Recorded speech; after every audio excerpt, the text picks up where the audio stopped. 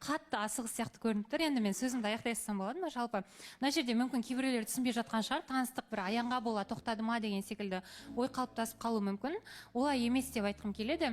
Мына жерде енді аяңға да айтқым келеді. Сәл өзіңіз ойланып, ішіңіздегі сезімдеріңізбен біраз тағы да сырласып көріңіз. Мүмкін сіздікі жай ғана бір конкуренция болады ғой жігіттердің арасында басқа жігіт келген кезде. Мүмкін сондай жай ғана конкуренция ма, әлде шынымен сезім бе деген сияқты. Бұл жерде бір қатты аяңға да сеніп отырған жоқпын. Сондықтан да менің бұл екі кісіге де бір алып бара жатқан сезім жоқ, соны айтайын деп едім. Жақсы. Енді Асхат, Айдана, сіз жайғаса берсеңіз болады. Асхат, енді түсініп тұрмын, сіз үшін күтпеген жағдай шығар. Бірақ енді Асхат аяулым айтып жатыр, танысып көрсек қалай болады деп. Қалай қарайсыз?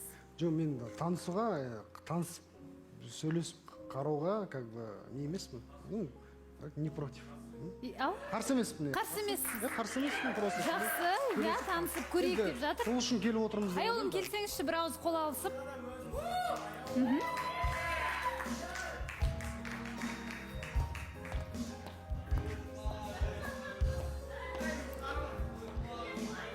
Иә. Сәл. Иә. Қол алысып қойсаңыздар болады. Сәлем деп жатсыз бір-бірлеріңізге. Иә. Бүгін арнайы бір қызыл киіп келген сияқтысыз, сондай әдемі. Балазаған айта кетейінші осы жерде. Аделя деген құрбысы бар еді ғой бұның. Ернарға сонша жүгіріп шығып, өзің барып танысқа ұсыныс тастаған едің ғой деп. Жерден алып, жерден саған адам бір осы еді ғой мысалы да.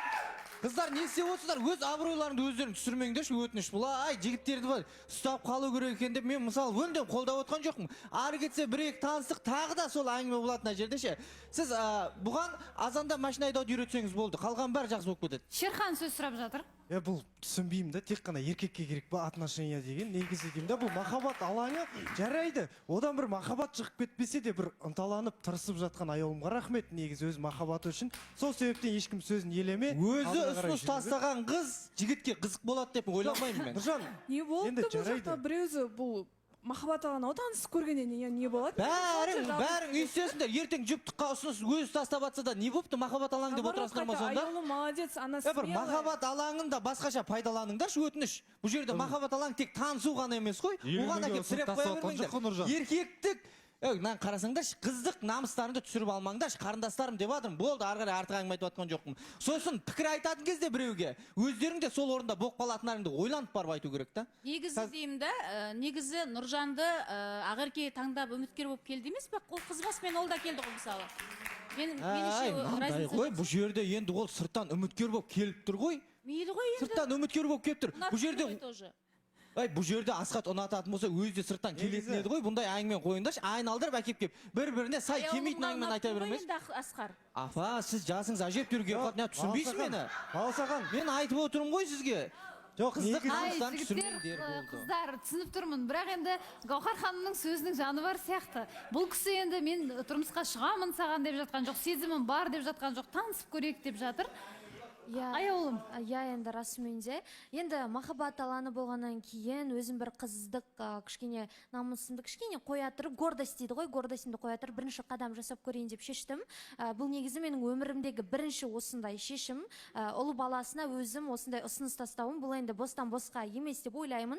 Және де бір астын түртіп айтқым келеді. Маған негізі сары жігіттер ұнамайды екен, осындай мысты жігіттер ұнайды.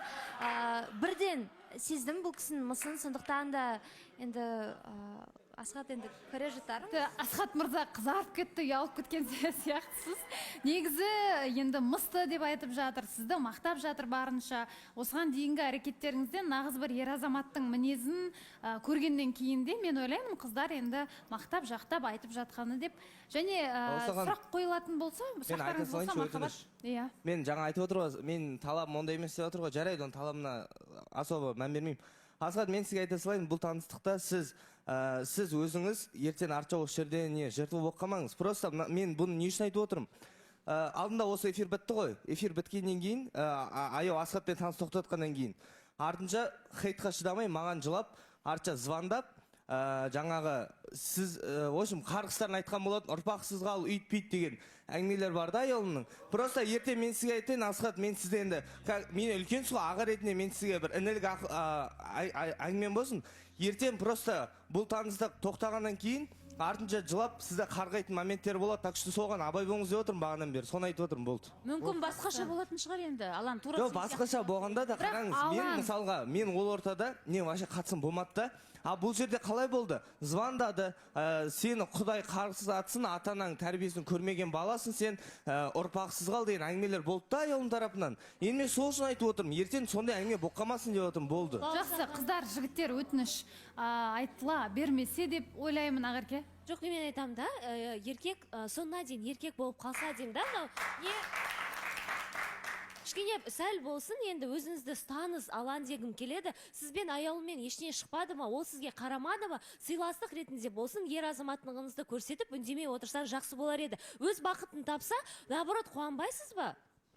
Ол негізі Ақерке, мен бұл жерде үндеген жоқпын, маған бір өздерің көріңдер, арасында мен қайтадан келіп тықты, сол үшін мен сөйлеген болатынмын. Сені ешкім тыққан жоқ, алан бұл Жоқ, жақта. мен сен вообще дауысын естігім келмейді, құдай үшін сөйлемей қойшы. Негізі мен ойлаймын, жаңа адам, жаңа қарым-қатынас, ол екі адамның арасындағы сыйластық қандай болады, басқа олардың бір-біріне айтылатын сөздері қандай болады, әркімде әртүрлі. Әркімнің өзінің қарым-қатынасы бар, бір-бірімен шатастырмайық, жаңа өмір дегендей, таныстық басталып жатыр. Енді жақсы кездесу күтеміз өздеріңізден. Асхат мырза, сізді шығарып салайық. Келгеніңізге көп рахмет. Рахмет. Танысып, сыртта жақынырақ сөйлесерсіздер. Нөмірлеріңізді алмасып хабарласасыздар. Аяулым, сіз жайғаса қойыңыз.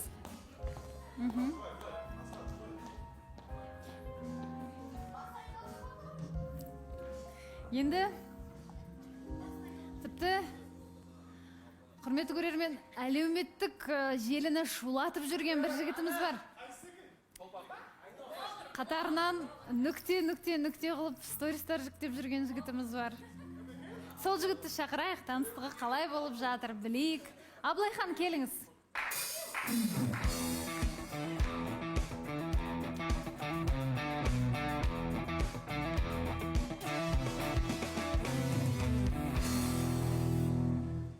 Қалайсыз, Аблайхан, жайғасың? Жақсы, өздеріңіз қалайсыздар? Жақсы, неге көңіл күй жоқ? Көңіл күй нормально, средний. Орташа. Дәл Таныстық солай. қалай болып жатыр? Сахан. Демек, әлі мәселе шешілмеген сияқты. Енді былай жасайықшы, бізде дәл қазір жарнама уақыты болып қалды.